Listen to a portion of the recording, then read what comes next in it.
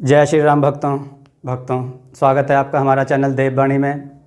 भक्तों, आपको हमारी कथाएं कैसी लगती हैं हमें कमेंट करके ज़रूर बताएं। भक्तों, हमारी कथाओं को लाइक अधिक से अधिक करें, इन्हें शेयर करें और हमारे चैनल को अधिक से अधिक सब्सक्राइब करें। भक्तों, आपसे एक गुजारिश है, हमें इंस्टाग्राम पर फॉलो करें जिसका लिंक डिस्क्रिप्शन में दिया गया है। तो चलिए शुरू करते हैं आज की कथा।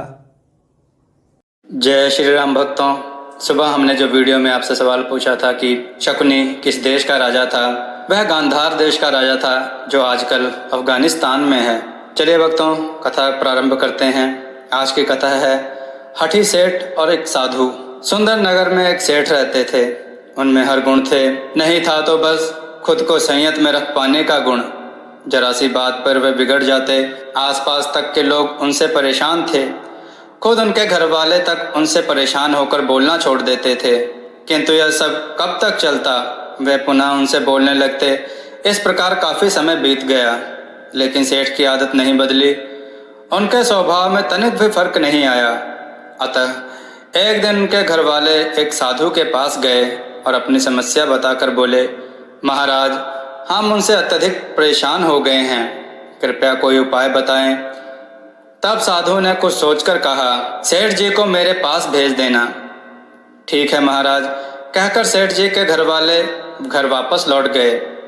घर जाकर उन्होंने सेठ जी को अलग अलग उपायों के साथ उन्हें साधु महाराज के पास ले जाना चाहा, किंतु सेठ जी साधु महात्माओं पर विश्वास नहीं करते थे, अतः वे साधु के पास नहीं आए।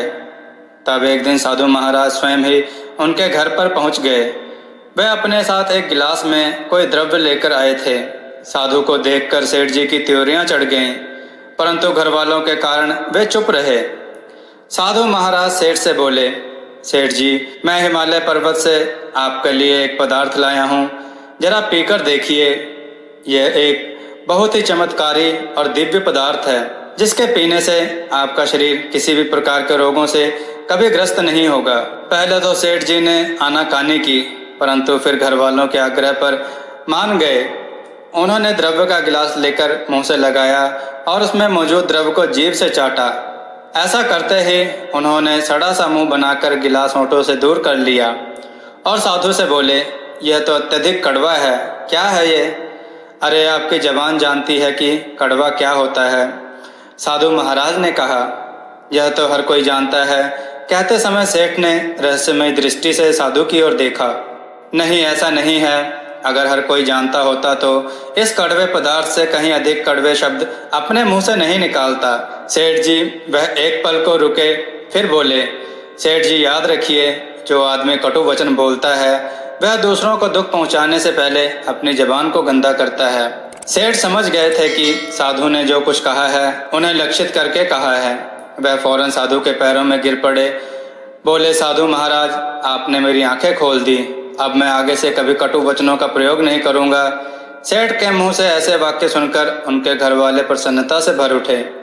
तभी सेठ जी ने साधु से पूछा, किंतु महाराज, यह पदार्थ जो आप हिमालय से लाए हो वास्तव में क्या है?